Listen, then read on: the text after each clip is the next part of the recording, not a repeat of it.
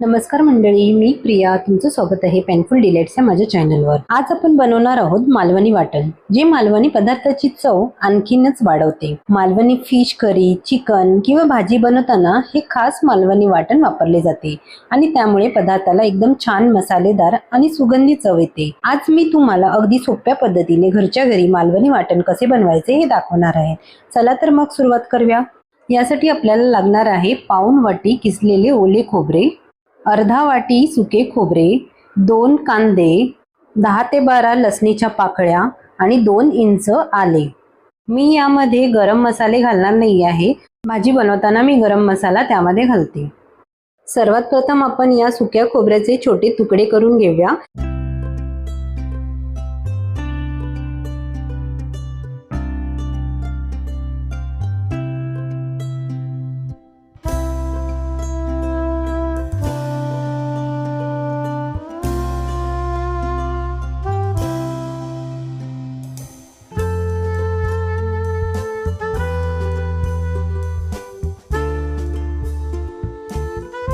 आता या लांबट तुकड्याचे 2 छोटे भाग करायचे आहे.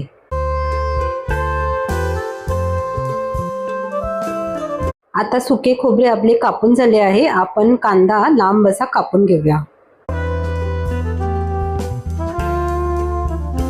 कांदा असा कापल्यामुळे तो भाजायला सोपा जातो आणि फटाफट भाजला जातो.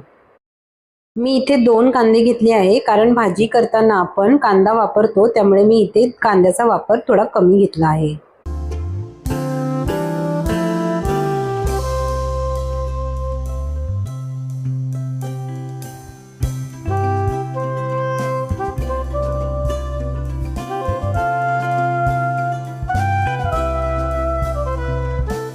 आता आपले 2 कांदे कापून झाले आहे. आपण आल्याचे छोटे तुकडे करूया.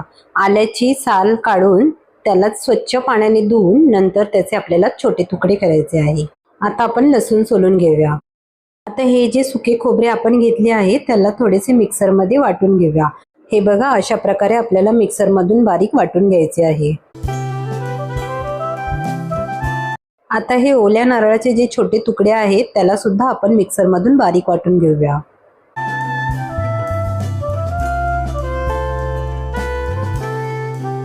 हे बघा, हे वाटून झाले आहे. आता आपण त्याला एका प्लेटमध्ये काढूया.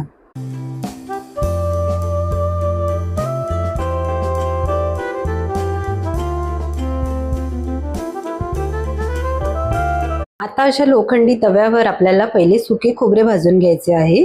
त्याच्यानंतर आपण कांदा भाजून घेणार आहोत. सुके खोबरे हे कमी गॅसवरती सतत ढवळत आपल्याला भाजून घ्यायचे आहेत, नाहीतर ते करपण्याची शक्यता असते. आणि सर्वात पहिले आपल्याला सुके खोबरे भाजून घ्यायचे आहे. आता आपण कमी गॅसवरती कांदा भाजून घेऊया. कांदा आपल्याला सतत ढवळत गुलाबी रंगावरती भाजून घ्यायचा आहे. आता ह्यामध्ये आपण 1 मोठा चमचा तेल घालूया आणि भाजून घेऊया. आता हा कांदा लालसर असा भाजून झाला आहे. यामध्ये आपण 15 ते 20 लसणीच्या पाकळ्या घालूया आणि भाजून घेऊया. आता हा कांदा आपण एका प्लेटमध्ये काढूया. आपण आता ओले खोबरे भाजून घेऊया. ओले खोबरे आपल्याला सतत ढवळत कमी गॅसवरती भाजून घ्यायचे आहे.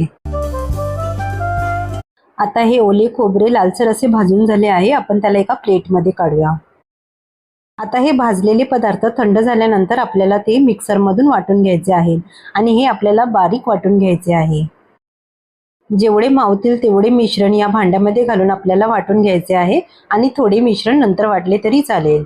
यामध्ये तुम्ही थोडे पाणी घालून वाटले तर ते जास्त दिवस टिकत नाही, त्यामुळे ते वाटण हे 4 ते 5 दिवसांसाठीच टिकू शकते.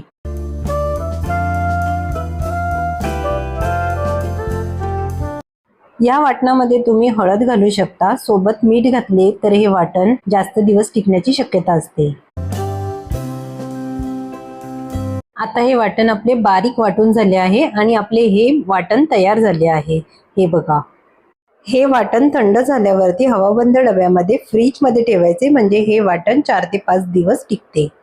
तर मंडळी, कशी वाटली तुम्हाला ही रेसिपी आवडली असेल तर व्हिडिओला लाईक करा, शेअर करा आणि माझ्या चॅनलला सबस्क्राईब करायला विसरू नका. पुन्हा भेटूया अशाच नवीन रेसिपी सोबत. तोपर्यंत धन्यवाद.